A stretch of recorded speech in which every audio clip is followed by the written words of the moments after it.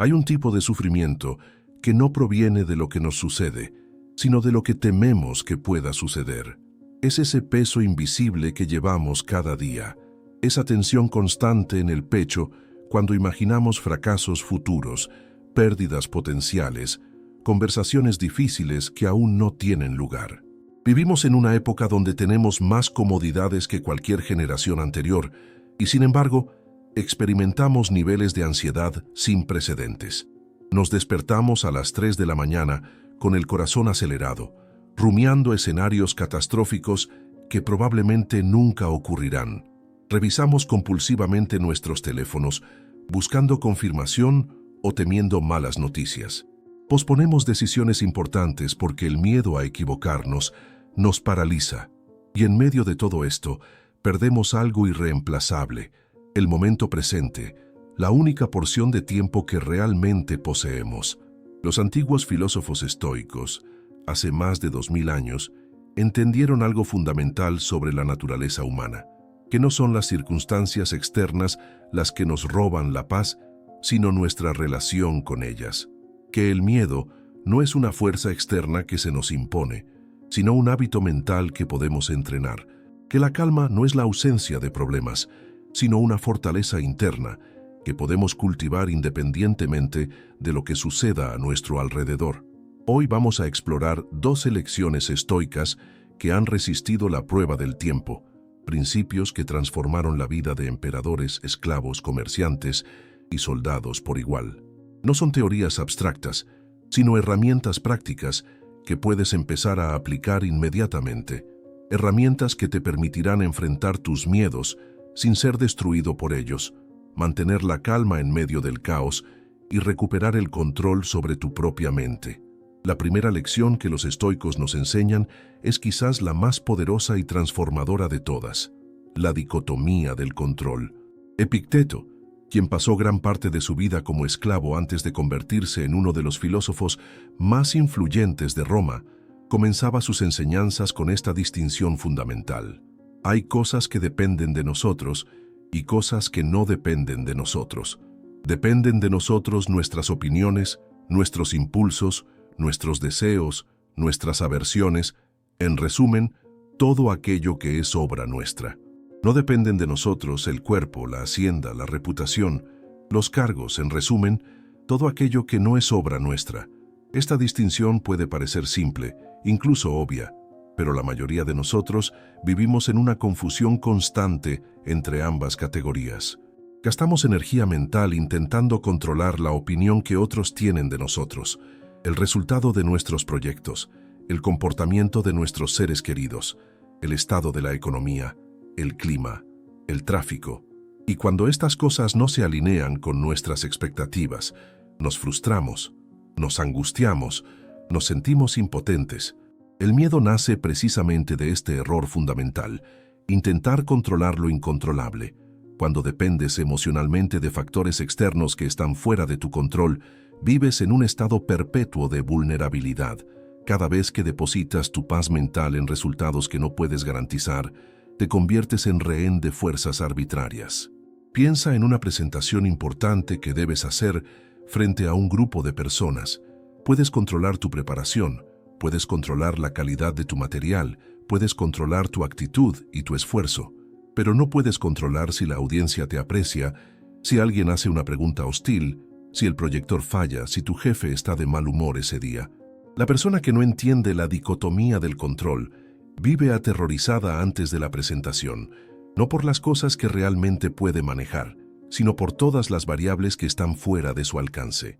La persona que ha internalizado esta lección estoica concentra toda su atención y energía en lo que sí depende de ella: prepararse lo mejor posible, mantener una actitud constructiva, responder con calma ante lo inesperado. El resultado externo, sea cual sea, no tiene poder para perturbar su tranquilidad interna, porque nunca depositó su paz en ese resultado. Esta lección no te invita a la pasividad o la indiferencia. No se trata de no hacer nada, porque muchas cosas están fuera de tu control. Se trata exactamente de lo opuesto: concentrar toda tu energía, toda tu voluntad, toda tu atención en el círculo de cosas que sí dependen de ti, y soltar completamente el apego emocional a todo lo demás. Cuando empiezas a vivir de esta manera, algo extraordinario sucede.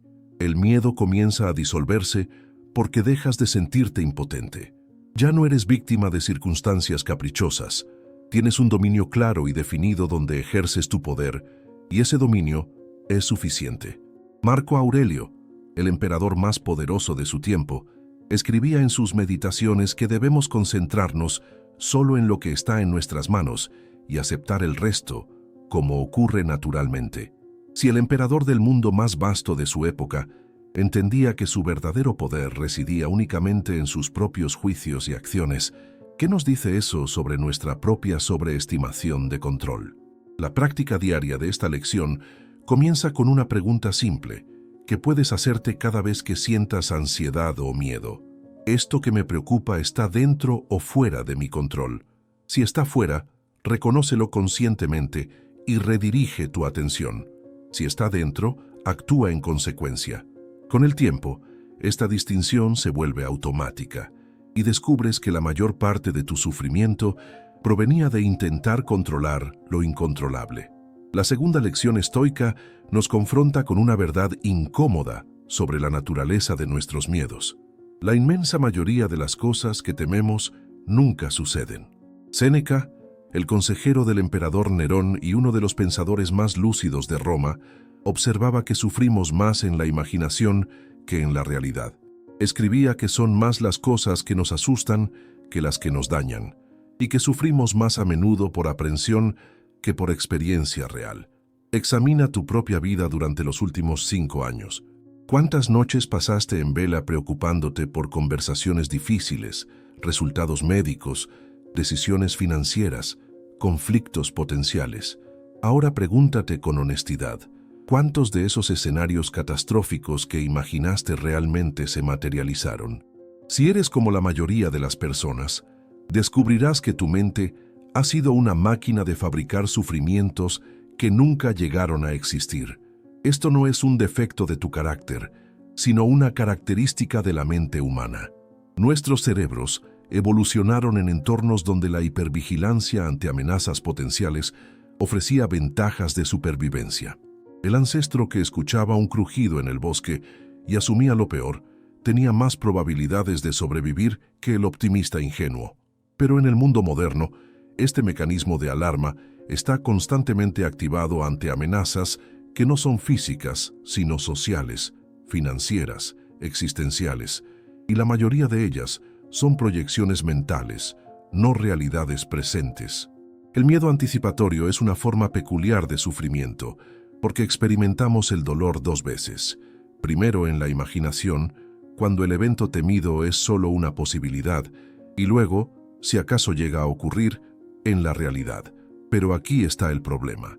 Si el evento nunca ocurre, hemos sufrido gratuitamente. Y si ocurre, hemos duplicado nuestro sufrimiento al experimentarlo primero en la mente. Séneca nos invita a reconocer que es una locura ser desdichado en el presente, porque podrías ser desdichado en el futuro. Piensa en alguien que acaba de recibir una oportunidad profesional importante. En lugar de disfrutar el logro, inmediatamente su mente comienza a generar miedos. ¿Qué pasa si no estoy a la altura? ¿Qué pasa si fracaso públicamente? ¿Qué pasa si esto arruina mi reputación? Esta persona ya está experimentando el dolor del fracaso antes de haber comenzado siquiera. Ha convertido una oportunidad en una fuente de tormento mediante el simple acto de proyección mental. La práctica estoica para contrarrestar esto no es el pensamiento positivo ingenuo ni la negación de riesgos reales. Es algo más sutil, el reconocimiento consciente de que estás sufriendo por algo que no está sucediendo. Cuando notes que el miedo está creciendo en tu mente, detente y pregúntate, ¿esto está ocurriendo ahora mismo? ¿Estoy en peligro real en este instante? La respuesta casi siempre es no. Lo que está ocurriendo es que tu mente está proyectando una película de terror sobre el futuro y tú estás reaccionando emocionalmente a esa ficción como si fuera real. Una vez que reconoces este patrón, puedes elegir conscientemente regresar al presente. No porque el futuro no importe, sino porque preocuparte por él no cambia absolutamente nada excepto tu estado actual.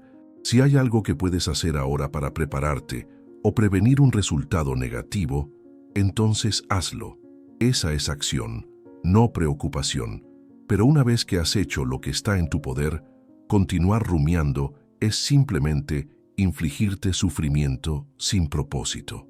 Marco Aurelio nos recuerda que nuestra vida es lo que nuestros pensamientos hacen de ella. Si permites que tu mente habite constantemente en escenarios catastróficos futuros, vivirás en un estado constante de alerta y sufrimiento.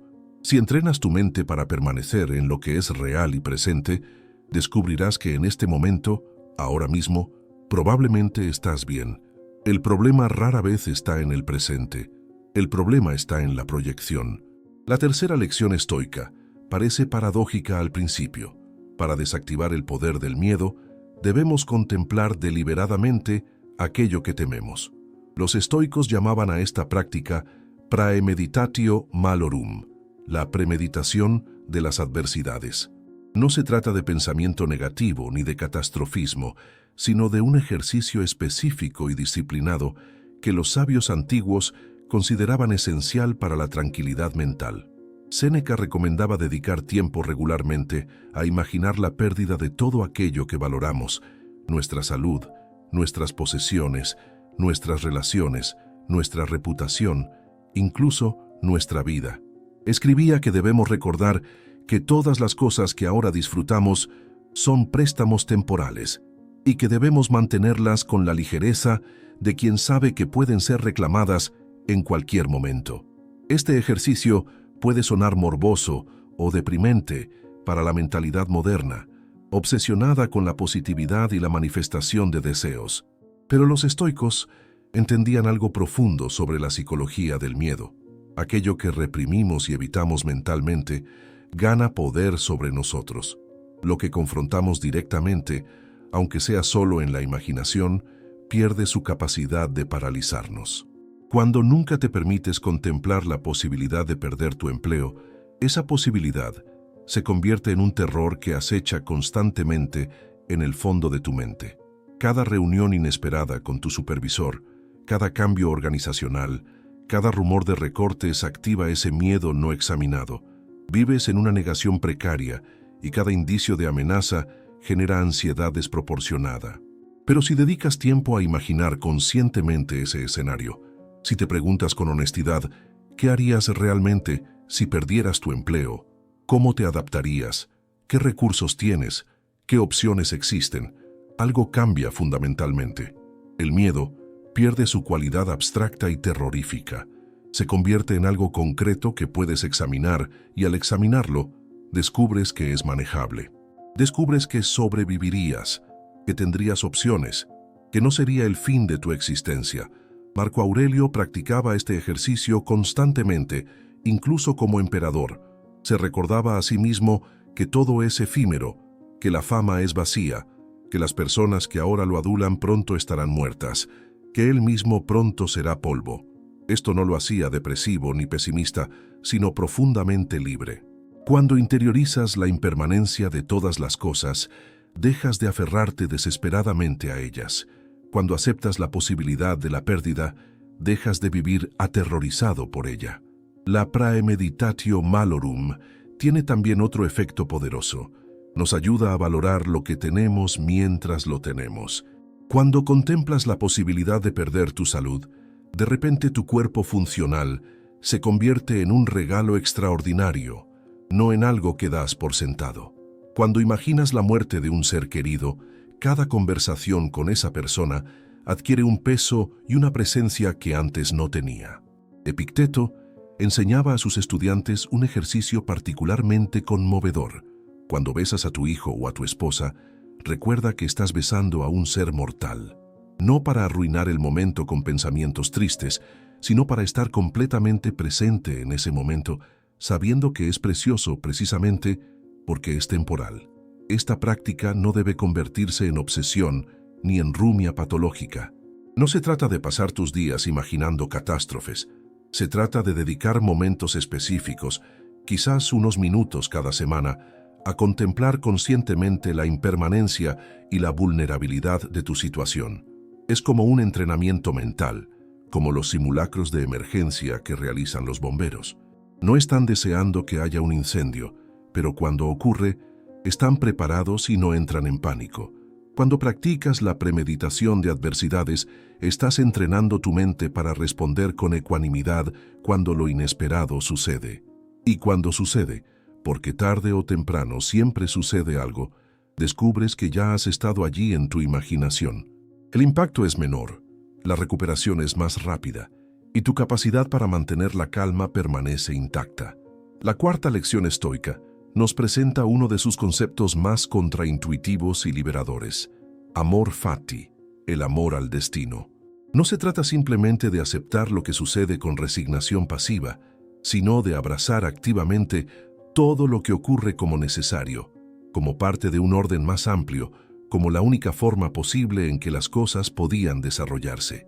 Marco Aurelio escribía que debemos amar solo aquello que nos sucede, que está entretejido con nuestro destino. Porque, ¿qué podría ser más apropiado para ti que lo que te está sucediendo en este momento? Esta idea choca frontalmente con nuestra tendencia natural a resistirnos a lo que no queremos, a desear que las cosas fueran diferentes, a lamentarnos por lo que salió mal. Pasamos cantidades enormes de energía en esa resistencia interna, en ese conflicto entre cómo son las cosas y cómo quisiéramos que fueran. Y esa resistencia es una fuente constante de sufrimiento y miedo. Porque si no puedes aceptar lo que ya ha sucedido, vivirás en un estado perpetuo de lucha contra la realidad misma. El miedo a menudo proviene de nuestra incapacidad para aceptar lo inevitable. Tememos envejecer porque resistimos el paso del tiempo. Tememos los cambios en nuestras relaciones porque queremos congelar las cosas como son. Tememos las pérdidas porque nos aferramos a lo que es temporal, como si pudiera ser permanente. Pero la realidad es implacable en su transformación constante. Todo fluye, todo cambia, todo eventualmente se disuelve. Y mientras más luchemos contra esta verdad fundamental, más sufriremos. Amor fati no significa que debamos gustar de todo lo que sucede, no significa que el dolor no sea real o que las tragedias no sean trágicas. Significa algo más profundo, que una vez que algo ha sucedido, resistirse a ello mentalmente no lo cambia, solo añade sufrimiento innecesario. Significa que incluso en medio de la dificultad, podemos elegir ver esa dificultad como nuestro camino, no como un obstáculo al camino. Piensa en alguien que ha perdido su empleo inesperadamente. Una respuesta es amargarse, resentirse, pasar meses o años preguntándose por qué sucedió, culpando a otros, lamentando la injusticia. Esta persona lleva el peso de esa pérdida como una herida abierta que nunca sana. Otra respuesta, la respuesta del amor fati, es reconocer que eso sucedió, que forma parte de tu historia ahora, y preguntarte, dado que esto ocurrió, ¿qué puedo hacer con ello? ¿Qué oportunidades emergen de esta situación? ¿Qué puedo aprender? ¿Hacia dónde me dirige este nuevo camino que no elegí pero que ahora debo recorrer? Esta no es una postura ingenua ni una negación del dolor. Es una elección de usar tu energía en adaptarte y crecer, en lugar de en resistir lo que ya no puede cambiarse. Los estoicos entendían que vivir en armonía con la naturaleza significaba fluir con los acontecimientos en lugar de contra ellos. El río de la vida sigue su curso independientemente de si aprobamos o no su dirección. Podemos gastarnos tratando de nadar contra la corriente, o podemos aprender a navegar con ella, encontrando nuestra propia forma de movimiento dentro de ese flujo inevitable. Friedrich Nietzsche, siglos después de los estoicos, expresaría esta idea con palabras poderosas. Mi fórmula para la grandeza en un ser humano es amor fati, que nada sea diferente, ni hacia adelante, ni hacia atrás, ni en toda la eternidad. No solo soportar lo necesario, sino amarlo. Esta es quizás la forma más radical de libertad, la libertad de dejar de luchar contra lo que es, la libertad de encontrar paz no cambiando las circunstancias, sino cambiando tu relación con ellas. Cuando practicas amor fati, el miedo al futuro disminuye porque desarrollas confianza en tu capacidad para abrazar lo que venga. Ya no necesitas que las cosas salgan de una manera específica para estar bien. Ya no eres rehén de resultados particulares. Sabes, en lo profundo de tu ser, que sin importar lo que suceda, encontrarás la forma de trabajar con ello, de aprender de ello, de crecer a través de ello. Esta no es una práctica que se domina de la noche a la mañana. Requiere años de entrenamiento mental, de recordarte constantemente en medio de la dificultad que esta también es tu vida, que esto también es tu camino. Pero cada vez que logras soltar la resistencia y abrazar lo que es, experimentas un momento de profunda paz. Y con el tiempo, esos momentos se vuelven más frecuentes, hasta que el amor fati se convierte no en un ideal lejano, sino en tu forma natural de relacionarte con la existencia. La quinta lección estoica nos confronta con la única certeza absoluta de la existencia humana. Memento mori, recuerda que morirás. Lejos de ser una obsesión morbosa, esta contemplación constante de nuestra mortalidad era para los estoicos la clave para vivir plenamente y sin miedo. Marco Aurelio se recordaba a sí mismo cada mañana que todos los que conocía, incluido él mismo, pronto estarían muertos. Meditaba sobre la brevedad de la vida, sobre cómo generaciones enteras de seres humanos habían vivido, luchado, amado y desaparecido sin dejar rastro. Escribía que podríamos morir en cualquier momento y que deberíamos actuar, pensar y hablar en consecuencia. Vivimos en una cultura que hace todo lo posible por ocultar la muerte, por tratarla como un tabú del que no se habla, por mantenerla alejada de nuestra conciencia diaria. Pero este esfuerzo por negar lo inevitable tiene un costo enorme.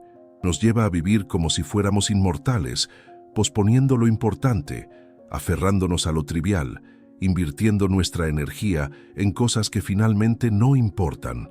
Muchos de nuestros miedos provienen de haber olvidado que vamos a morir. Tememos el rechazo social, como si nuestra supervivencia dependiera de la aprobación de extraños. Nos preocupamos obsesivamente por nuestra reputación, como si las opiniones de otros fueran a seguirnos más allá de la tumba. Posponemos conversaciones importantes, viajes significativos, cambios necesarios, como si tuviéramos tiempo infinito para eventualmente hacerlos, pero no lo tenemos. El tiempo es el único recurso verdaderamente no renovable, y cada día que pasa es un día que nunca recuperaremos. Séneca era particularmente elocuente sobre este punto. Escribía que no es que tengamos poco tiempo, sino que perdemos mucho de él. La vida es suficientemente larga, y nos ha sido dada con generosidad suficiente para lograr las cosas más importantes, si la empleamos bien. Pero cuando se desperdicia en lujos y descuido, cuando no se invierte en nada bueno, finalmente nos vemos forzados a darnos cuenta de que ha pasado cuando ya ha pasado. El problema no es que la muerte sea el final. El problema es que vivimos como si no lo fuera. Cuando internalizas profundamente tu mortalidad, algo extraordinario sucede. Las cosas triviales dejan de importar y las cosas importantes se vuelven urgentes. La discusión insignificante con tu pareja pierde relevancia cuando recuerdas que cualquiera de los dos podría morir mañana. El miedo a parecer tonto haciendo preguntas en una reunión se evapora cuando reconoces que en 100 años nadie recordará ese momento. La ansiedad por lo que piensan extraños de ti se disuelve cuando aceptas que pronto todos estarán muertos y sus opiniones no habrán importado en absoluto. Memento mori no es una invitación al nihilismo, sino todo lo opuesto. Es un llamado a la urgencia existencial, a vivir deliberadamente, a no desperdiciar el tiempo precioso que tienes en preocupaciones vacías. Epicteto enseñaba que no deberíamos decir que algo se nos ha quitado, sino que lo hemos devuelto. Nada es realmente nuestro, todo es prestado temporalmente por la naturaleza. Cuando una persona muere, cuando perdemos algo valioso, no se nos está quitando algo que nos pertenecía, sino que simplemente se está devolviendo lo que siempre fue temporal. Esta perspectiva no minimiza el dolor de la pérdida, pero le quita el aguijón de la injusticia y el resentimiento. La práctica diaria de memento mori puede ser simple.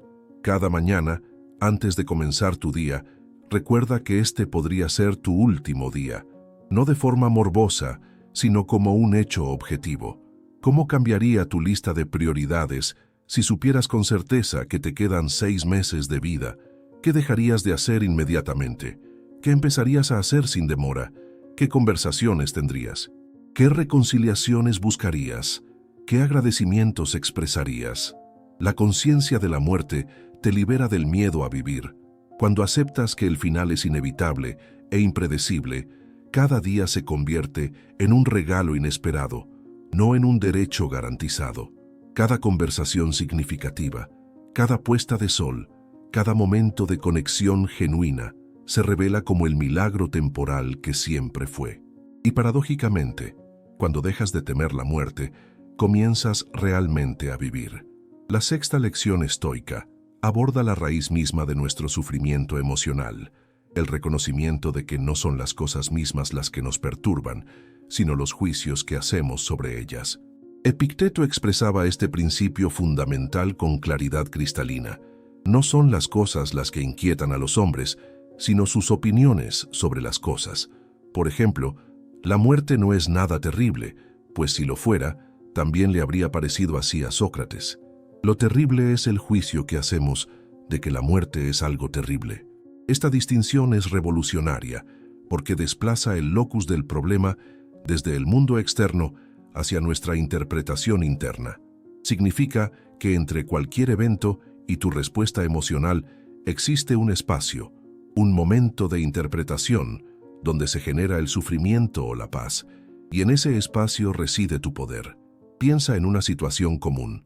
Recibes una crítica en el trabajo. El evento es neutral, palabras organizadas en cierto orden, dirigidas hacia ti, pero inmediatamente tu mente genera una cascada de juicios.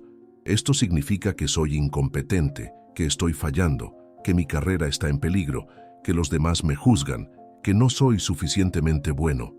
Estos juicios, no las palabras en sí, son lo que genera ansiedad, vergüenza, miedo. Otra persona, ante las mismas palabras, podría generar juicios diferentes.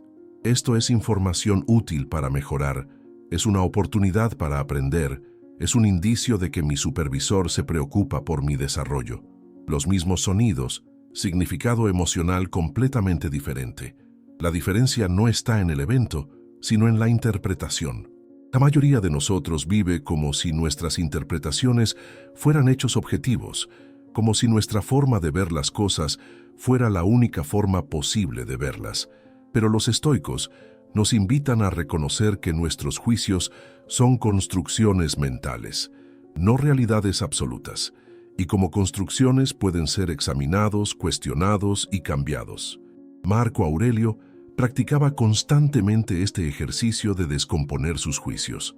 Cuando se encontraba perturbado por algo, se detenía y se preguntaba, ¿qué es exactamente lo que me molesta aquí? No la historia que me estoy contando, sino el hecho desnudo. A menudo descubría que el hecho en sí era neutral o incluso insignificante, y que todo el sufrimiento provenía de las capas de interpretación que había añadido. Alguien no respondió tu mensaje. Ese es el hecho. Tu mente genera la interpretación. Están enojados conmigo, me están ignorando deliberadamente, ya no les importo, estoy siendo castigado. Cada una de estas interpretaciones genera ansiedad, pero ninguna de ellas es necesariamente verdadera. Podrían estar ocupados, podrían no haber visto el mensaje, podrían estar lidiando con sus propios problemas que no tienen nada que ver contigo. El hecho es que no respondieron. Todo lo demás es historia que estás creando. Esta lección no niega que existan situaciones objetivamente difíciles. Perder a un ser querido, enfrentar una enfermedad grave, experimentar una injusticia real, todo esto es genuinamente difícil. Pero incluso en estas circunstancias, la forma en que interpretamos lo que sucede amplifica o mitiga nuestro sufrimiento. Puedes perder un trabajo y juzgar que tu vida está arruinada, que eres un fracaso, que nunca te recuperarás. O puedes reconocer que perdiste un empleo específico en un momento específico, que es doloroso e inconveniente, pero que no define tu valor ni determina tu futuro. Ambas son respuestas a la misma pérdida, pero conducen a experiencias emocionales radicalmente diferentes. La práctica estoica para trabajar con esto es el ejercicio de suspender el juicio. Cuando notes que estás perturbado, detente y describe la situación sin ninguna interpretación añadida, solo los hechos observables. Luego, identifica qué juicios has añadido. ¿Qué significa esto? ¿Qué dice sobre ti? ¿Qué implicaciones tiene? Examina esos juicios críticamente. ¿Son necesariamente verdaderos? ¿Hay otras formas de interpretar la misma situación? ¿Estos juicios te están sirviendo o simplemente generando sufrimiento innecesario? Con el tiempo, esta práctica crea un espacio entre el estímulo y tu respuesta. Comienzas a notar en tiempo real cuando estás añadiendo capas de interpretación catastrófica a eventos neutrales. Y en ese momento de reconocimiento, tienes la oportunidad de elegir una respuesta diferente. No mediante pensamiento positivo forzado, sino mediante el simple acto de reconocer que tu juicio no es un hecho y que podrías elegir ver las cosas de otra manera. Esta es una forma profunda de libertad. La libertad de no estar esclavizado por tus propias interpretaciones automáticas. La libertad de elegir qué significado asignas a lo que te sucede. La séptima lección estoica nos devuelve al único momento en el que realmente podemos vivir, el presente. Mientras que gran parte de nuestro miedo vive en proyecciones futuras y gran parte de nuestro sufrimiento en resentimientos pasados, el presente mismo rara vez es insoportable. Marco Aurelio escribía que debemos confinar nuestra atención al momento presente, porque si insistes en preocuparte por el futuro antes de que llegue, lo único que logras es traer el dolor de eventos distantes al presente, duplicando así tu carga. Los estoicos no inventaron la atención plena, pero entendieron profundamente su valor. Reconocían que la mente humana tiene una tendencia natural a vagar hacia el pasado y el futuro, y que esta tendencia es la fuente de casi todo nuestro tormento psicológico. El pasado ya no existe excepto en la memoria. El futuro aún no existe excepto en la imaginación. El único punto de contacto con la realidad es este momento, ahora. Sin embargo, pasamos la mayor parte de nuestras vidas mentalmente ausentes del presente. Comemos sin saborear, conversamos sin escuchar realmente, caminamos sin ver, vivimos en un estado de distracción perpetua, nuestras mentes ocupadas con narrativas sobre lo que fue o lo que podría ser. Y mientras tanto la vida, la única vida que tendremos, está sucediendo desatendida. El miedo no puede existir en el presente puro. Piensa en ello cuidadosamente. Cuando estás completamente absorto en una actividad, completamente presente en lo que estás haciendo, ¿dónde está el miedo? Desaparece. El miedo requiere proyección temporal para existir. Requiere que tu mente salte al futuro e imagine escenarios adversos. En el momento presente puro, sin interpretaciones ni proyecciones, generalmente estás bien. Puedes estar incómodo, puedes estar experimentando dolor físico, pero el miedo psicológico, esa ansiedad que corroe, no puede habitar en el ahora sin la ayuda de tu mente viajando en el tiempo. Séneca observaba que dividimos nuestra vida entre el recuerdo de lo pasado y la previsión de lo futuro, mientras dejamos escapar lo que tenemos entre manos. La vida se nos escapa mientras estamos ocupados haciendo otros planes, mientras estamos perdidos en narrativas mentales sobre lo que debería haber sido diferente o lo que debería ser diferente en el futuro. La ironía es cruel. Pasamos toda nuestra vida preparándonos para vivir, pero nunca realmente vivimos. Siempre estamos llegando, nunca hemos llegado. La práctica de anclar la atención en el presente no es escapismo ni negación del futuro. No se trata de no planificar o de ignorar las lecciones del pasado. Se trata de reconocer que solo puedes actuar en el presente. Tus planes para el futuro se hacen ahora. Tu aprendizaje del pasado se integra ahora. El único momento en el que tienes agencia real es este momento. Todo lo demás es abstracción mental. Cuando sientes que el miedo comienza a crecer, una de las herramientas más poderosas es anclar tu atención en lo sensorial inmediato. ¿Qué puedes ver exactamente en este momento? ¿Qué sonidos están presentes? ¿Qué sensaciones hay en tu cuerpo? ¿Cuál es la temperatura del aire en tu piel? Cuando traes tu atención completamente al presente sensorial, el miedo pierde su combustible, porque en este momento, ahora, mientras lees estas palabras, probablemente no estás en peligro inmediato. Tu cuerpo está funcionando, estás respirando, las cosas están sucediendo. Y en este momento específico, generalmente hay una ausencia de crisis real. Marco Aurelio practicaba un ejercicio particularmente útil. Se recordaba a sí mismo que la vida entera consiste solo en este momento. El pasado está muerto y el futuro es incierto. Solo tenemos el presente y este presente es siempre manejable. Escribía que si eliminas tu opinión sobre lo que parece doloroso, tú mismo permaneces completamente seguro. ¿Quién eres tú? La razón. Pero yo no soy razón pura. Que así sea. Sin embargo, deja que la razón misma no se aflija, y si alguna otra parte de ti sufre, que forme su propia opinión sobre sí misma. Esta es una distinción sutil pero poderosa. Puedes estar experimentando incomodidad física o emocional en el presente, pero tu capacidad de observar esa experiencia permanece intacta. Hay una parte de ti que puede presenciar el miedo sin ser consumida por él, que puede notar la ansiedad sin identificarse completamente con ella. Esa parte que observa es tu ancla al presente. La práctica moderna de mindfulness ha redescubierto lo que los estoicos sabían, que la atención sostenida al presente es profundamente terapéutica. Pero los estoicos añadían un elemento que a menudo falta en las versiones contemporáneas: la comprensión de que el presente es suficiente. No necesitas que el futuro llegue para estar completo. No necesitas que el pasado haya sido diferente para estar en paz. Este momento, tal como es, con todas sus imperfecciones, es la totalidad de tu vida real. Cuando entrenamos la mente para permanecer en el presente, no estamos reprimiendo pensamientos sobre el futuro o el pasado. Estamos desarrollando la capacidad de elegir dónde colocamos nuestra atención.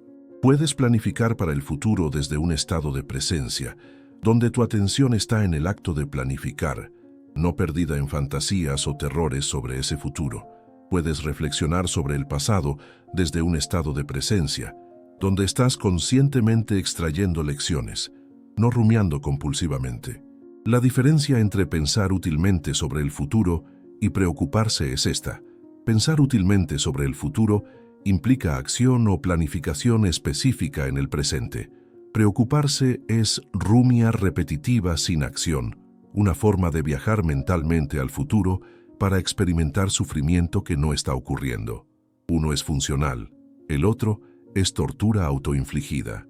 Epicteto enseñaba a sus estudiantes un ejercicio simple pero profundo: hacer cada cosa como si fuera la última cosa que harás en tu vida, no de forma morbosa, sino con completa atención y presencia. Si estás comiendo, come con atención completa. Si estás conversando, conversa con presencia total. Si estás trabajando, trabaja con enfoque absoluto. Esta práctica transforma las actividades mundanas en oportunidades para la excelencia y la paz. Cuando vives de esta manera, momento a momento, con atención plena a lo que está ocurriendo ahora, descubres algo sorprendente. La vida es suficiente. No necesitas agregar nada. No necesitas que sea diferente. Este momento, este aliento, esta experiencia es completa en sí misma. Y cuando el siguiente momento llega, ese también será completo. Y así, momento a momento, construyes una vida de presencia en lugar de una vida de ausencia ansiosa. La octava lección estoica nos invita a reconsiderar fundamentalmente qué es lo que realmente está en juego en cualquier situación. Para los estoicos, solo hay un bien verdadero: la virtud entendida como excelencia de carácter, sabiduría, justicia, coraje y autocontrol. Todo lo demás, todo lo que típicamente consideramos bueno o malo, salud, riqueza, reputación, incluso la vida misma, son lo que llamaban indiferentes preferidos. Pueden ser preferibles, pero no son esencialmente buenos ni malos. Esta distinción puede sonar abstracta o incluso absurda para la mentalidad moderna. ¿Cómo puede ser la salud un indiferente? ¿Cómo puede la muerte de un ser querido no ser genuinamente mala? Pero los estoicos no estaban negando que estas cosas importen en el sentido práctico. Estaban haciendo una observación más profunda sobre dónde reside tu verdadero valor como ser humano. Epicteto, quien conocía el sufrimiento directamente habiendo sido esclavo y lisiado, enseñaba que nada externo puede dañar tu verdadero yo. Pueden destruir tu cuerpo, quitarte tus posesiones, arruinar tu reputación, pero no pueden obligarte a ser deshonesto, cobarde, injusto o mezquino. Tu integridad moral, tu carácter, tu capacidad de actuar virtuosamente, eso está completamente bajo tu control. Y eso es lo único que realmente importa. Esta perspectiva transforma radicalmente tu relación con el miedo. La mayoría de nuestros miedos provienen de amenazas a cosas que los estoicos considerarían indiferentes. Miedo a perder dinero, miedo a perder estatus, miedo al juicio ajeno, miedo a la incomodidad física. Cuando reconoces que ninguna de estas pérdidas puede tocarte en lo que realmente importa, tu ser moral esencial, estos miedos pierden su aguijón. Imagina que estás enfrentando una situación donde puedes ganar una ventaja significativa actuando de forma deshonesta. Nadie lo sabría excepto tú. La pregunta estoica es, ¿qué está realmente en juego aquí? Si crees que lo que está en juego es el beneficio externo, el dinero o la oportunidad, experimentarás tentación y conflicto. Pero si reconoces que lo que realmente está en juego es tu integridad, tu carácter, tu capacidad de vivir en armonía contigo mismo, la decisión se vuelve clara. Puedes perder la oportunidad externa, pero si actúas con integridad, has ganado lo único que realmente importa. Marco Aurelio se enfrentaba constantemente a esta elección como emperador. Tenía el poder de actuar de formas que otros no podían cuestionar, de tomar atajos, de satisfacer caprichos, pero se recordaba constantemente que su verdadera tarea no era acumular poder o placer, sino actuar justamente. Escribía que la perfección del carácter moral consiste en esto: vivir cada día como si fuera el último, sin frenesí, sin apatía, sin pretensión. Esta lección es particularmente relevante cuando enfrentas miedos relacionados con el juicio social. ¿Qué pensarán de mí? ¿Aprobarán mi decisión? ¿Mantendré mi estatus? Cuando reconoces que su aprobación o desaprobación no toca lo que realmente importa, tu capacidad de actuar correctamente, estos miedos pierden poder. Puedes preferir su aprobación, puedes trabajar por ella cuando no compromete tu integridad, pero no eres rehén de ella. Séneca contaba la historia de Catón, quien mantuvo su integridad incluso cuando significó su destrucción política y eventualmente su vida. Catón no tenía miedo porque sabía que lo único realmente valioso, su virtud, no podía serle arrebatado. Podían matarlo, pero no podían obligarlo a hacer algo que no era. Esta certeza lo hacía invencible en el sentido más profundo. La práctica de esta lección comienza con preguntarte en situaciones desafiantes: ¿qué es lo que realmente está en juego aquí?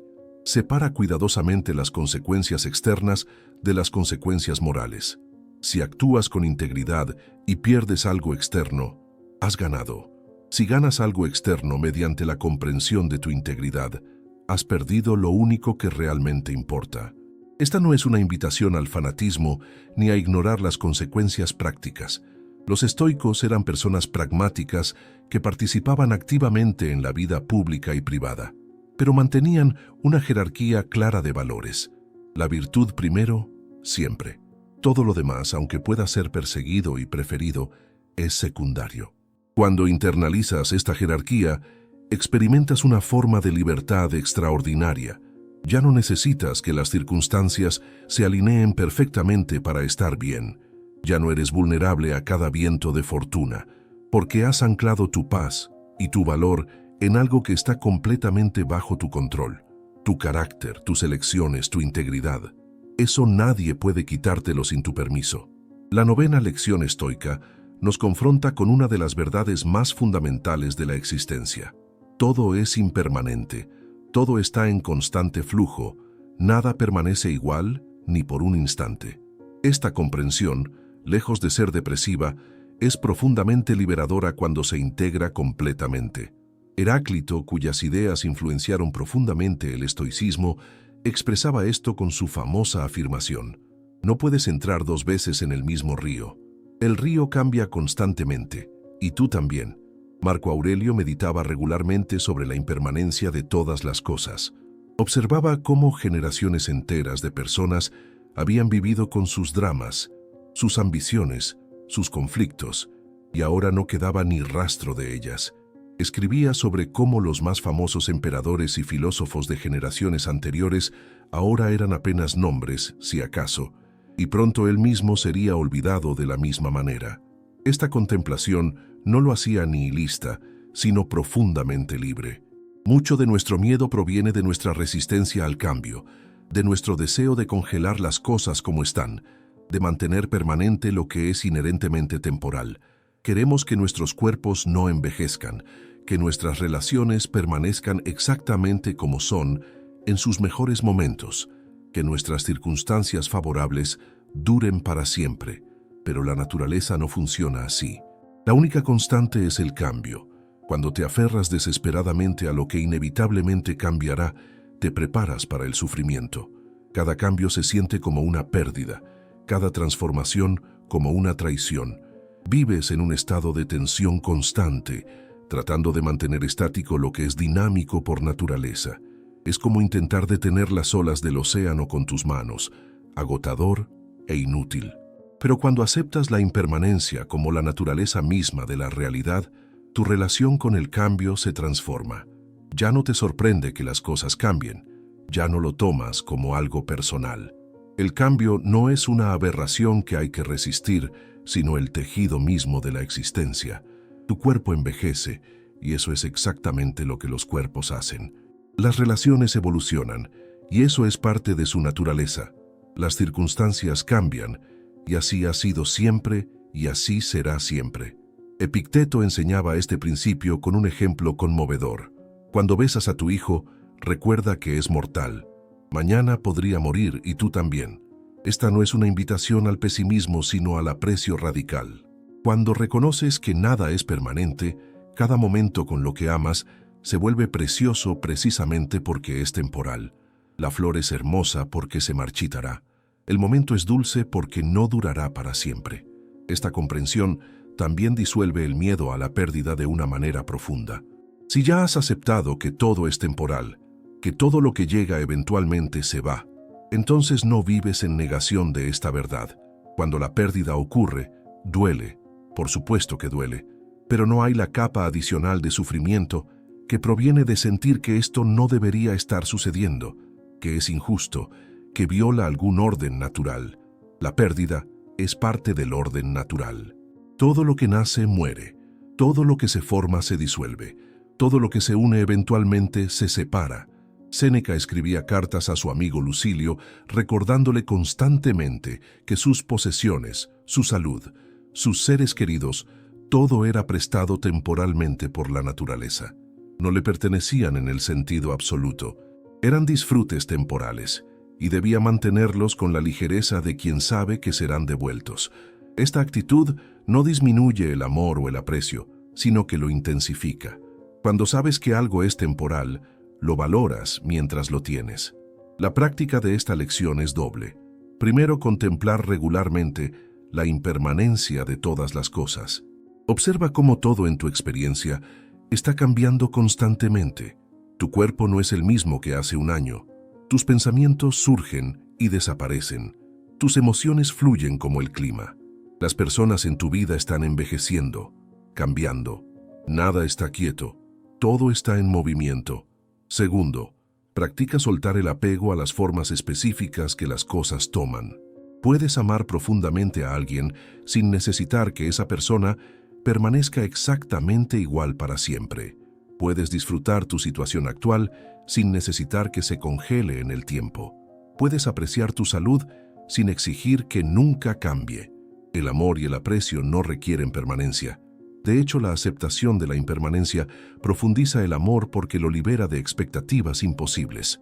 Cuando integras completamente esta lección, el miedo al cambio disminuye dramáticamente. Ya no intentas controlar lo incontrolable. Ya no gastas energía en resistir lo inevitable. Fluyes con las transformaciones de la vida, adaptándote, aprendiendo, creciendo, y descubres que eras mucho más flexible y resiliente de lo que pensabas. El bambú se dobla con el viento y sobrevive a la tormenta. El roble rígido se rompe. La 10ª lección estoica nos invita a una práctica aparentemente contraintuitiva: buscar deliberadamente la incomodidad, exponernos voluntariamente a pequeñas adversidades para fortalecer nuestro carácter y reducir nuestro miedo a la dificultad. Los estoicos llamaban a esto ejercicios espirituales o entrenamiento de la voluntad, y lo consideraban esencial para desarrollar verdadera resiliencia. Séneca practicaba regularmente lo que llamaba días de pobreza voluntaria. Varios días al mes, comía solo pan y agua, dormía en el suelo duro, se vestía con ropa simple. No lo hacía por masoquismo ni por ostentación de austeridad, sino como entrenamiento. Se preguntaba, ¿es esto lo que tanto temo? Y descubría que podía manejarlo, que era incómodo pero no insoportable, que su paz mental podía mantenerse incluso sin comodidades. Vivimos en una época de comodidad sin precedentes, donde cualquier incomodidad mínima es vista como un problema que debe resolverse inmediatamente. Tenemos control de temperatura en cada habitación, acceso instantáneo a entretenimiento, comida disponible con un clic, y paradójicamente esta comodidad extrema nos ha vuelto psicológicamente frágiles. Hemos perdido nuestra tolerancia a la incomodidad y con eso hemos magnificado nuestros miedos. Cuando evitas sistemáticamente toda incomodidad, tu zona de confort se contrae. Cada vez necesitas condiciones más específicas y controladas para sentirte bien. Y como el mundo no coopera con tu necesidad de comodidad constante, vives en un estado de ansiedad, temiendo cualquier cosa que te saque de tu burbuja protegida. El frío te parece intolerable, el hambre te parece una emergencia, la crítica te parece devastadora, el rechazo te parece el fin del mundo. Los estoicos entendían que la fortaleza se construye mediante exposición gradual a la dificultad, no mediante su evitación. Marco Aurelio, incluso siendo emperador con acceso a todos los lujos imaginables, elegía deliberadamente la austeridad. Dormía en catres militares durante las campañas cuando podía haber tenido carpas lujosas. Comía comida simple cuando podía haber tenido banquetes. Se exponía al frío y al calor cuando podía haber permanecido en comodidad perfecta. Lo hacía porque sabía que esto lo mantenía fuerte, que lo preparaba para cuando la comodidad no fuera una opción. La práctica moderna de esta lección puede tomar muchas formas. Duchas frías deliberadas para entrenar tu tolerancia a la incomodidad física. Períodos de ayuno voluntario para recordarte que el hambre es manejable. Ejercicios físicos desafiantes que te ponen en contacto con tu capacidad de perseverar. Conversaciones difíciles que temes, pero necesitas tener. Proyectos que te sacan de tu zona de confort. Situaciones sociales donde te sientes vulnerable. La clave es que estas exposiciones sean voluntarias y graduales. No se trata de someterte a traumas innecesarios, ni de ser imprudente.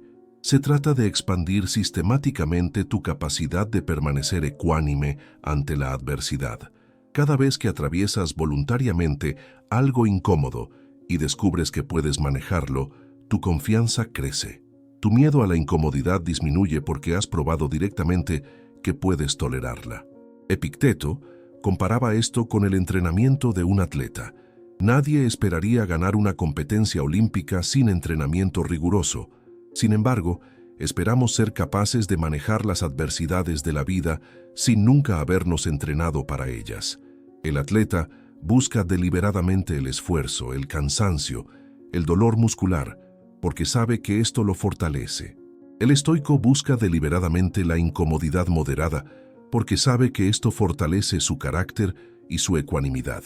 Esta práctica tiene también un efecto psicológico profundo. Cuando eliges voluntariamente la incomodidad, transformas tu relación con ella. Ya no eres víctima de la adversidad, sino alguien que activamente la utiliza para crecer. La incomodidad deja de ser algo que te sucede y se convierte en algo que eliges para tu beneficio. Este cambio de perspectiva es enormemente empoderador. Séneca escribía que debemos reservar ciertos días para practicar la pobreza, para familiarizarnos con la privación antes de que llegue involuntariamente. De esta manera, cuando la fortuna nos quite algo, no será una sorpresa devastadora, sino algo que ya hemos experimentado y sabemos que podemos manejar. Es como un ensayo para los reveses de la vida, quitándoles su poder de paralizarnos. Cuando practicas regularmente la exposición voluntaria a la incomodidad, algo sorprendente sucede. Tus miedos se reducen porque tu confianza en tu propia resiliencia aumenta. Ya no temes tanto el fracaso porque has experimentado mini fracasos y has sobrevivido. Ya no temes tanto el rechazo porque te has expuesto al rechazo controlado y has descubierto que no te destruye. Ya no temes tanto la privación porque has experimentado versiones voluntarias de ella y has confirmado que puedes adaptarte. Esta es fortaleza real, no la fantasía de nunca enfrentar dificultades, sino la certeza de que cuando lleguen tendrás la capacidad interna de manejarlas. Y esa certeza solo se construye mediante la práctica, mediante el entrenamiento deliberado, mediante exponerte gradualmente a aquello que temes en condiciones donde mantienes el control. La 11ª lección estoica nos recuerda algo que fácilmente olvidamos en nuestra era de individualismo extremo. No estamos solos en nuestra lucha. Somos parte de una comunidad humana que comparte las mismas vulnerabilidades, los mismos miedos, la misma condición fundamental. Marco Aurelio escribía que los seres humanos han nacido los unos para los otros y que hay una unidad y un propósito común que nos vincula. Gran parte de nuestro sufrimiento proviene del aislamiento, de la sensación de que nuestras luchas son únicas, de que somos los únicos que experimentamos estos miedos y dudas. Cuando estás despierto a las 3 de la mañana preocupándote, sientes que estás completamente solo en tu ansiedad. Pero la verdad es que en ese mismo momento, millones de personas en todo el mundo también están despiertas, también preocupándose, también sintiéndose aisladas en su sufrimiento. Esta es la paradoja de la condición humana. Estamos unidos por nuestra sensación compartida de separación. Los estoicos, aunque valoraban la independencia mental y la autosuficiencia, también reconocían que somos seres inherentemente sociales. Epicteto enseñaba que parte de nuestro propósito como seres humanos es contribuir al bienestar común, ser útiles a otros, participar en la comunidad. No podemos cultivar virtud en aislamiento completo porque muchas virtudes, la justicia, la generosidad, la compasión, solo pueden expresarse en relación con otros. Marco Aurelio se recordaba constantemente que las personas difíciles con las que trataba no eran sus enemigos, sino compañeros humanos que compartían la misma naturaleza racional. Cuando alguien lo frustraba o lo ofendía, se decía, esta persona actúa así debido a su comprensión limitada, debido a sus propios miedos y confusiones. No es fundamentalmente diferente de mí. Todos estamos tratando de navegar la vida con las herramientas imperfectas que tenemos. Esta perspectiva transforma nuestra relación con el miedo de múltiples maneras.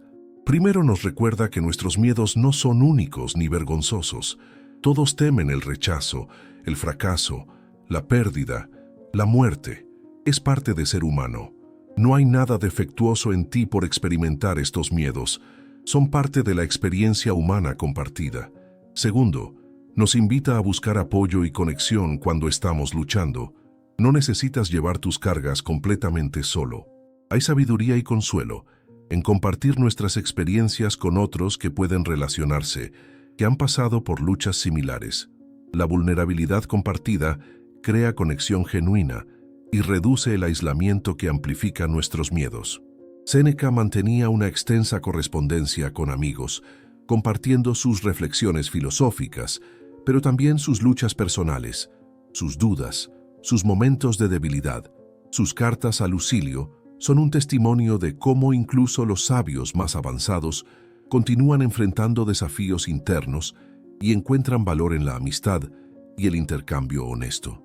Tercero, esta lección nos recuerda que podemos ser fuente de fortaleza para otros. Cuando compartes cómo has navegado tus propios miedos, cuando ofreces perspectiva basada en tu experiencia, cuando simplemente estás presente para alguien que está luchando, contribuyes a esa red de apoyo mutuo que hace la vida humana más llevadera.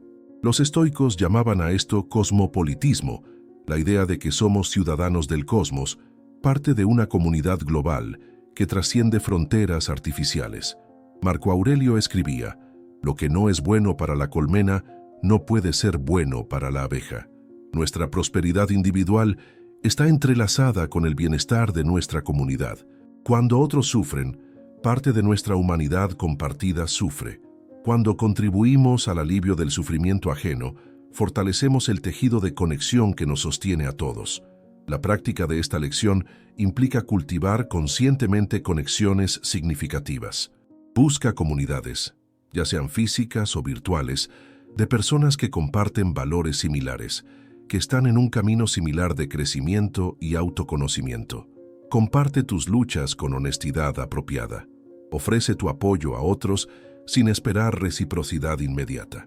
Reconoce tu humanidad común, incluso con personas que son diferentes de ti en superficie. También implica practicar la empatía activa. Cuando encuentres a alguien difícil o frustrante, recuerda que esa persona también está lidiando con miedos, también está tratando de navegar la vida lo mejor que puede con su comprensión actual. Esto no excusa comportamientos dañinos, pero proporciona contexto que reduce el juicio y aumenta la compasión. Los estoicos también practicaban lo que podríamos llamar mentoría mutua. Epicteto había sido estudiante de Musonio Rufo, quien a su vez había estudiado con otros. Marco Aurelio estudiaba con múltiples maestros y se refería a ellos con gratitud en sus meditaciones. Séneca servía como consejero y mentor para muchos. Había un reconocimiento de que todos estamos en diferentes puntos del camino y que podemos aprender de quienes están más adelante mientras apoyamos a quienes están detrás. Cuando reconoces que formas parte de una tradición, de una comunidad que se extiende a través del tiempo y el espacio, de un proyecto humano compartido, de tratar de vivir bien, tus miedos individuales se ponen en perspectiva. No estás solo navegando aguas desconocidas.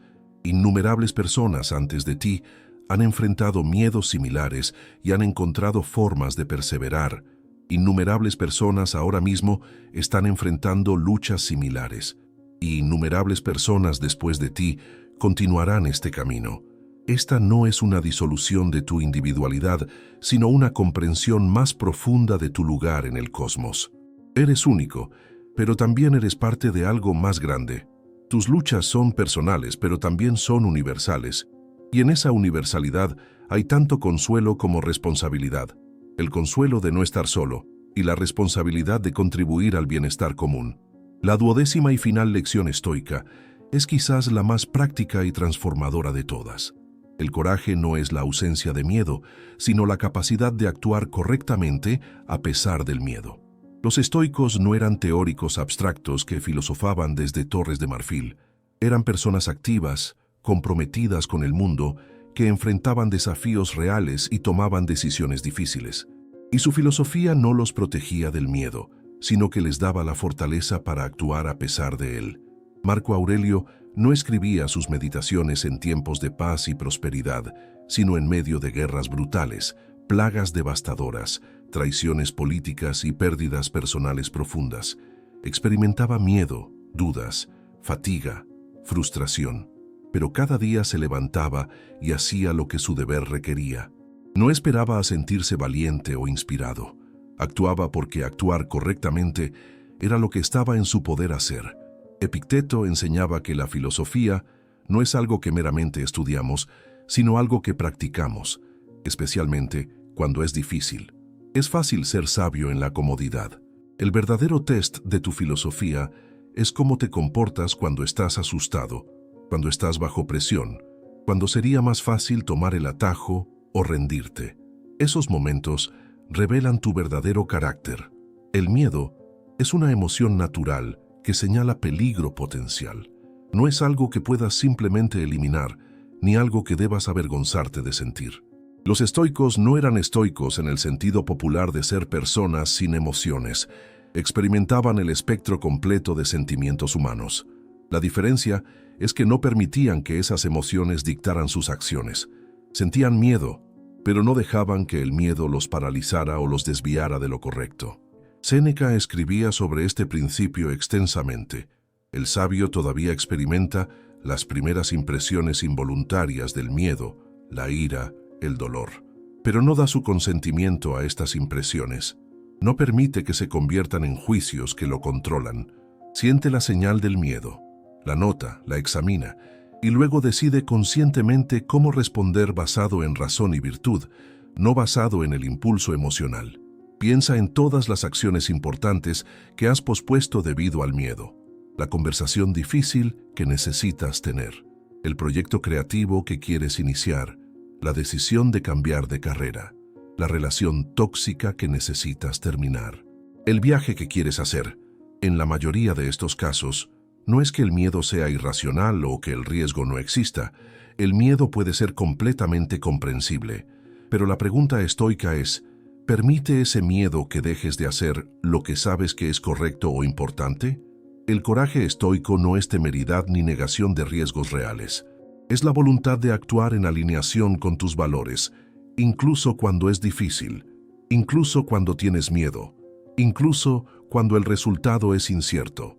Marco Aurelio lo expresaba simplemente: haz lo correcto. El resto no importa. El frío no puede hacerte daño si haces lo que la naturaleza de un ser humano requiere.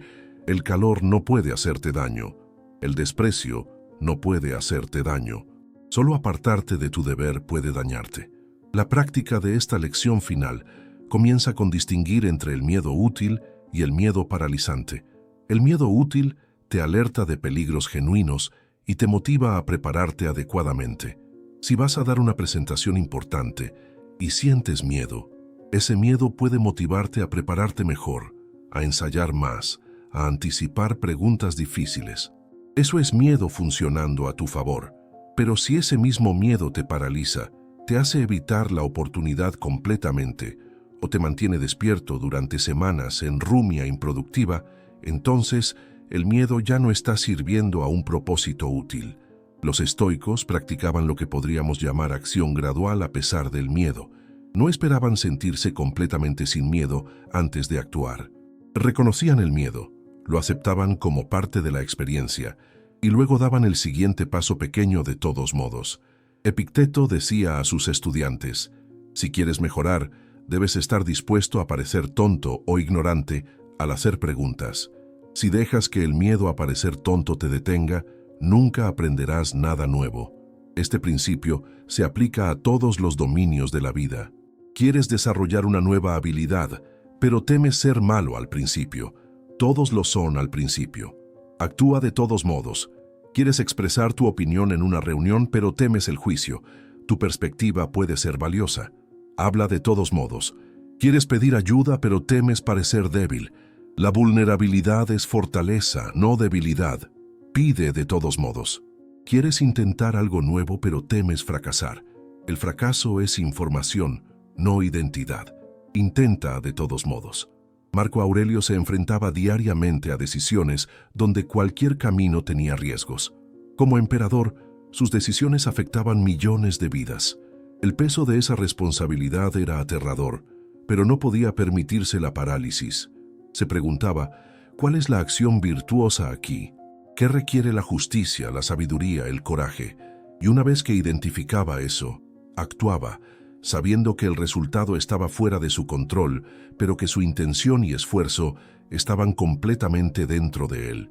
Esta lección también nos enseña que el coraje se desarrolla mediante la práctica.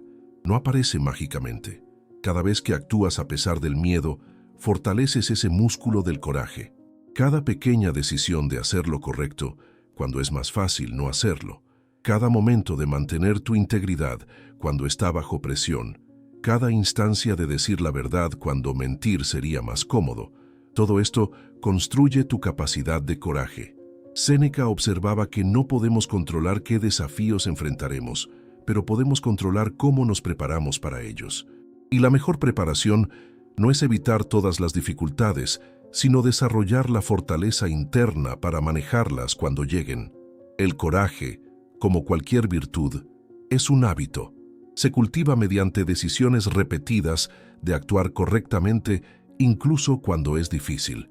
También es importante reconocer que actuar a pesar del miedo no significa actuar impulsivamente o sin prudencia. Los estoicos valoraban la sabiduría práctica, la capacidad de evaluar situaciones cuidadosamente, de considerar consecuencias, de planificar estratégicamente. El coraje trabaja en conjunto con la sabiduría. No se trata de lanzarte ciegamente a situaciones peligrosas, sino de avanzar deliberadamente hacia lo que importa incluso cuando es intimidante. Epicteto usaba la metáfora del viaje. Cuando viajas, no permaneces en la posada. La posada es solo un lugar de descanso temporal en el camino hacia tu destino. De la misma manera, no debes quedarte atrapado en tu zona de confort, en tus miedos, en tu indecisión. Estos son lugares de descanso temporal, no tu destino final. Tu destino es vivir una vida de virtud, de significado, de contribución. Y para llegar allí, debes estar dispuesto a salir de la posada, a continuar el viaje incluso cuando el camino es incierto. La práctica diaria de esta lección puede ser muy concreta. Cada día, identifica una cosa que has estado evitando debido al miedo. No tiene que ser algo enorme, puede ser algo pequeño. Enviar ese correo electrónico difícil, hacer esa llamada que has pospuesto, tener esa conversación incómoda, empezar ese proyecto que te intimida. Y luego, sin dramatismo ni expectativas grandiosas, simplemente hazlo. Da el siguiente paso pequeño. Con el tiempo, notarás algo extraordinario. Tu tolerancia a la incomodidad aumenta. Las cosas que antes te paralizaban, ahora solo te causan una leve aprensión. No es que hayas eliminado el miedo, sino que has desarrollado la capacidad de funcionar efectivamente en su presencia. Y esa capacidad es mucho más valiosa que cualquier ausencia temporal de miedo. Marco Aurelio escribía hacia el final de sus meditaciones: puedes salir de la vida ahora mismo. Deja que eso determine lo que haces, dices y piensas. Esta no es una invitación morbosa, sino un recordatorio urgente. Tu tiempo es limitado, y si esperas a sentirte completamente sin miedo antes de vivir realmente, desperdiciarás la única vida que tienes. La vida requiere coraje, no como un extra opcional, sino como ingrediente esencial. Hemos recorrido juntos 12 lecciones que los estoicos consideraban fundamentales para vivir con ecuanimidad y propósito. La dicotomía del control, que nos enseña a distinguir entre lo que depende de nosotros y lo que no, liberándonos de la ilusión de control sobre lo incontrolable. El reconocimiento de que la mayoría de nuestros miedos nunca se materializan, que sufrimos más en la imaginación que en la realidad. La praemeditatio malorum, la práctica de contemplar deliberadamente las adversidades para desactivar su poder sobre nosotros. El amor fati, abrazar activamente todo lo que nos sucede como parte necesaria de nuestro destino. El memento mori, recordar nuestra mortalidad para vivir con urgencia y perspectiva. La comprensión de que no son los eventos, sino nuestros juicios sobre ellos los que nos perturban, devolviéndonos el poder de elegir nuestras interpretaciones. La atención al presente, anclar nuestra conciencia en el único momento que realmente existe. El reconocimiento de que solo la virtud es verdaderamente buena, liberándonos de la tiranía de circunstancias externas. La aceptación de la impermanencia de todas las cosas, permitiéndonos fluir con el cambio en lugar de resistirlo. La fortaleza a través de la incomodidad voluntaria, entrenándonos deliberadamente para la adversidad.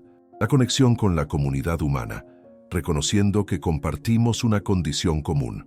Y finalmente, la acción a pesar del miedo, desarrollando el coraje como hábito diario. Estas no son simplemente ideas interesantes para contemplar en momentos de ocio. Son herramientas prácticas, tecnologías mentales probadas a través de siglos por personas que enfrentaban desafíos tan reales y aterradores como los nuestros, a menudo más. Marco Aurelio enfrentaba guerras, plagas, traiciones y la enorme responsabilidad de gobernar un imperio.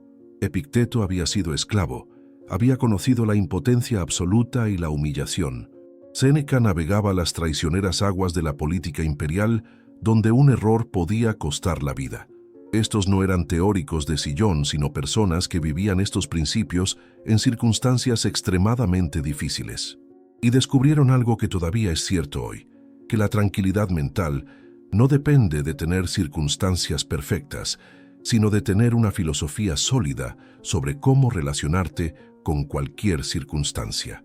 Que el miedo pierde su poder cuando lo examinas directamente, cuando reconoces su naturaleza, cuando dejas de huir de él. Que la vida buena no consiste en evitar toda dificultad, sino en desarrollar el carácter para manejar la dificultad con gracia. La pregunta que queda es, ¿qué harás con estas enseñanzas? Porque conocerlas intelectualmente no cambia nada. Los estoicos eran muy claros en este punto. La filosofía no es un ejercicio académico, sino una práctica de vida. Epicteto decía que no nos impresionara a los estudiantes, que podían recitar perfectamente las enseñanzas, pero no las aplicaban. El verdadero progreso, decía, se ve en cómo vives, no en cuánto sabes. Así que aquí está la invitación. Elige una de estas dos elecciones, la que más resuene contigo en este momento de tu vida, la que sientas que más necesitas. Y durante las próximas semanas, hazla tu práctica principal. Si es la dicotomía del control, pregúntate varias veces al día, ¿esto está dentro o fuera de mi control? Si es el memento mori, comienza cada mañana recordando tu mortalidad. Si es la acción a pesar del miedo, identifica cada día una cosa que has evitado y hazla. No intentes dominar las 12 simultáneamente. Enfócate profundamente en una hasta que se convierta en parte de tu forma natural de pensar y actuar. Los estoicos creían en el progreso gradual, en el refinamiento constante del carácter a lo largo de toda una vida. Marco Aurelio, incluso como emperador anciano, todavía se consideraba un estudiante, todavía trabajaba en sus propias debilidades, todavía recordaba sus principios diariamente. No esperaba perfección, solo esfuerzo honesto y constante. Y aquí está la verdad más liberadora de todas. No tienes que estar completamente libre de miedo para vivir bien. No tienes que haber eliminado toda ansiedad para tener paz. No tienes que ser perfectamente sabio para actuar sabiamente. Puedes estar asustado y aún así ser valiente. Puedes estar ansioso y aún así estar en paz en un nivel más profundo. Puedes dudar y aún así actuar con integridad. La meta no es convertirte en un ser sin emociones, sino en alguien que tiene emociones, pero no está controlado por ellas. Alguien que siente miedo, pero no está paralizado por él. Los estoicos nos enseñan que ya tienes todo lo que necesitas para manejar lo que la vida te presente. No en el sentido de que ya tengas todas las habilidades o recursos externos, sino en el sentido de que tienes la capacidad de razonar, de elegir tu actitud, de actuar con virtud. Nadie puede quitarte eso sin tu permiso. Es tu fortaleza inexpugnable, tu recurso que nunca se agota, tu ancla en cualquier tormenta. Séneca terminaba muchas de sus cartas con un recordatorio. No es que tengamos poco tiempo, sino que perdemos mucho de él. Cada día que pospones vivir según tus valores porque tienes miedo, es un día perdido. Cada momento que gastas en rumia improductiva sobre cosas fuera de tu control es un momento que nunca recuperarás. Cada oportunidad que dejas pasar porque no te sientes suficientemente preparado es una oportunidad que puede no volver, pero también cada día es una nueva oportunidad para empezar. No importa cuánto tiempo has vivido gobernado por el miedo, puedes comenzar ahora a practicar estas lecciones. No importa cuántos años has desperdiciado en preocupación, el presente está disponible para ti. Los estoicos no creían que el pasado determinara el futuro. Creían en la capacidad humana de cambio, de crecimiento, de transformación en cualquier momento. Marco Aurelio escribía: «Nunca es demasiado tarde para prestar atención a tu propio mejoramiento». Tenía 50 años cuando escribió esas palabras, todavía viéndose a sí mismo como un trabajo en progreso. Si un emperador filósofo podía mantener esa humildad y ese compromiso con el crecimiento, ciertamente nosotros también podemos. Así que sal de esta experiencia no solo con ideas en tu cabeza, sino con compromisos en tu corazón. Comprométete a examinar tus miedos en lugar de huir de ellos. Comprométete a distinguir entre lo que controlas y lo que no. Comprométete a vivir en el presente en lugar de perderte en proyecciones futuras. Comprométete a actuar según tus valores incluso cuando es difícil. Comprométete a ver los desafíos como oportunidades para demostrar y desarrollar tu carácter. Y cuando falles, porque fallarás, cuando te encuentres nuevamente atrapado en preocupación, en miedo, en patrones viejos, no lo tomes como evidencia de que esto no funciona o de que tú eres incapaz. Tómalo simplemente como información. Este es un área donde todavía necesitas práctica. Los estoicos eran realistas sobre la naturaleza humana. Sabían que el progreso no es lineal, que habrá retrocesos, que perfección no es el objetivo. El objetivo es el esfuerzo consistente, la voluntad de levantarte cada vez que caes, de recordar tus principios cada vez que los olvidas. Epicteto, Comparaba el entrenamiento filosófico con el entrenamiento atlético. Nadie espera correr un maratón sin entrenamiento. Nadie se sorprende de tener músculos adoloridos después de comenzar un nuevo régimen de ejercicio. De la misma manera, no deberías sorprenderte de encontrar dificultad al principio cuando intentas cambiar patrones mentales de toda una vida. La diferencia entre los que progresan y los que no es que los primeros nunca luchen, sino que continúan practicando incluso cuando es difícil. Hay una historia sobre Epicteto que ilustra esto perfectamente. Un día, un estudiante le preguntó cuándo finalmente sería libre de sus pasiones y miedos. Epicteto respondió: cuando estés dispuesto a estar tan comprometido con tu práctica filosófica como lo estás con tu apariencia física. El estudiante se veía confundido. Epicteto explicó: te miras al espejo cada día, te aseguras de que tu pelo esté bien, tu ropa esté limpia. Dedicas tiempo y atención a tu apariencia. ¿Cuánto tiempo dedicas a examinar tu mente, a limpiar tus juicios, a ordenar tus valores? Cuando le des a tu alma la misma atención consistente que le das a tu cuerpo, progresarás. Esa es la invitación final. Haz de estas prácticas parte de tu rutina diaria, tan fundamental como comer o dormir. No como una carga adicional, sino como nutrición para tu mente y tu espíritu. Unos minutos cada mañana recordando tus principios, unos momentos cada noche reflexionando sobre cómo viviste ese día, pequeñas pausas durante el día para anclar tu atención en el presente y revisar tus juicios. Los estoicos te dan un camino probado para superar el miedo y mantener la calma, no mediante la evitación mágica de la dificultad, sino mediante el desarrollo sistemático de fortaleza interna. No prometían que la vida sería fácil, prometían que podría ser suficiente para cualquier desafío que enfrentes. No garantizaban que nunca sentirías miedo, garantizaban que el miedo no tenía que controlarte. Y esa es una forma de libertad profunda y duradera, no la libertad de circunstancias perfectas, que nunca existirá, sino la libertad de saber que sin importar qué suceda, tienes los recursos internos para manejarlo, para aprender de ello, para crecer a través de ello. Esa certeza, esa fortaleza interna, es lo que los estoicos cultivaban, y es lo que está disponible para ti, empezando ahora, empezando con el siguiente aliento, el siguiente pensamiento, la siguiente decisión. La vida es breve, y gran parte de ella ya ha pasado. Lo que te queda es precioso.